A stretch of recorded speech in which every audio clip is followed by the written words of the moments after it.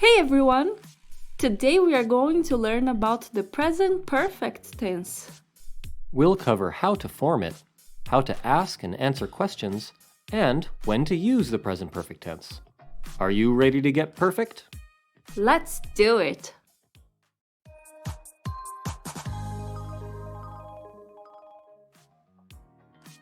Let's start with the form of present perfect.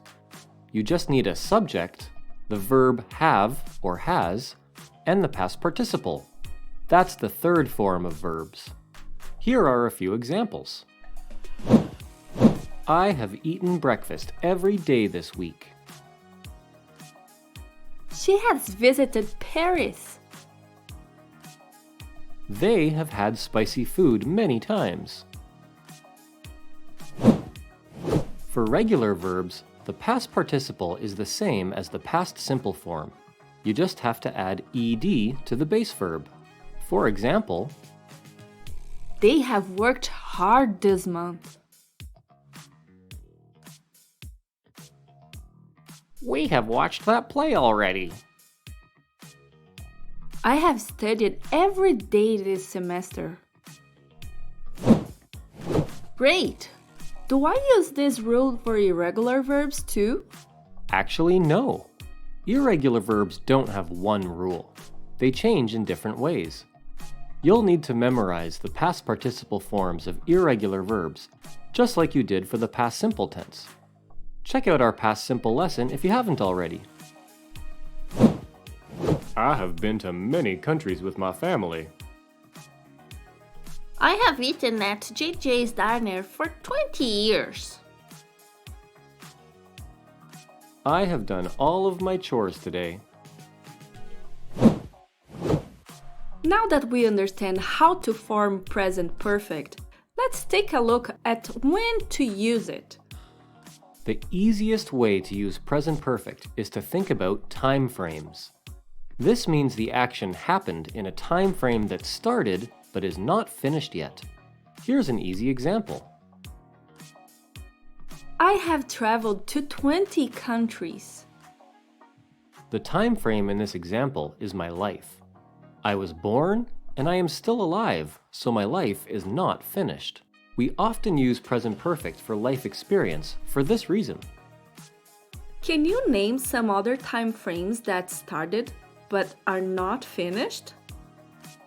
Today, this week, this month, this year.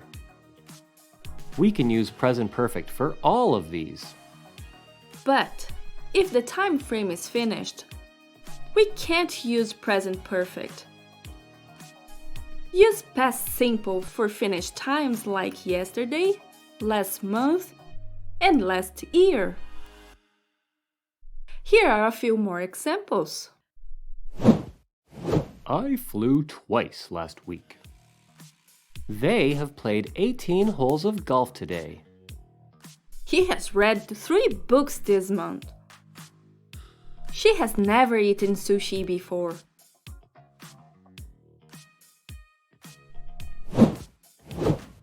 I noticed the word never in the last example. When do we use ever or never? Good question.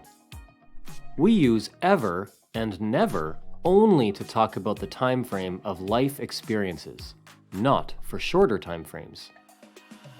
Use ever to ask if something has happened at least once, and use never if the action has not happened at least once.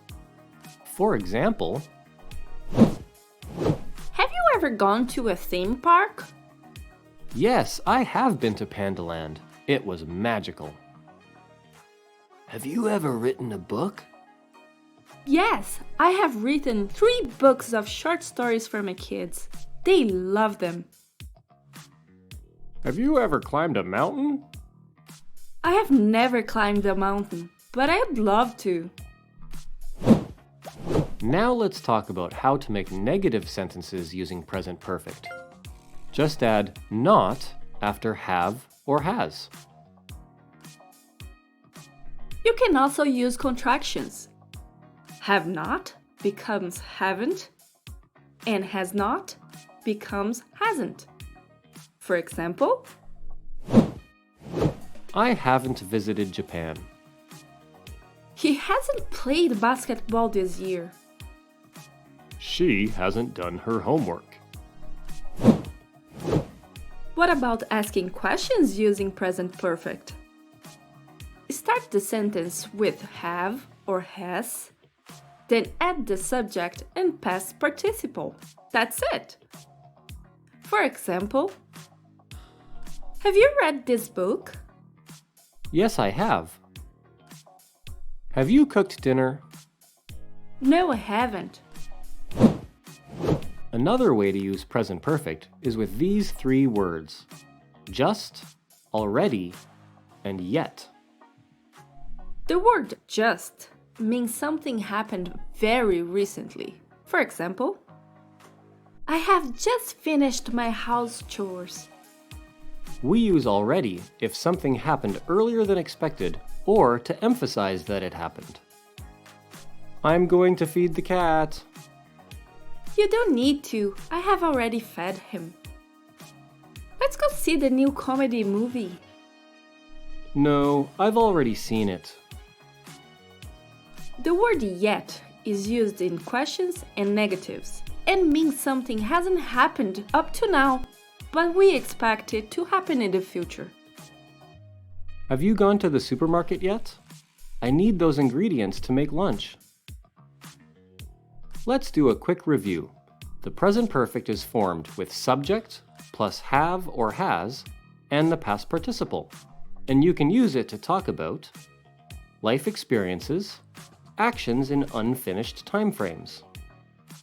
Now it's your turn. Have you ever learned a new grammar tense and loved it? Write your answer in the comments below. We hope this video helped you understand the present perfect. Keep practicing, and soon you'll be a grammar master. Bye! Bye!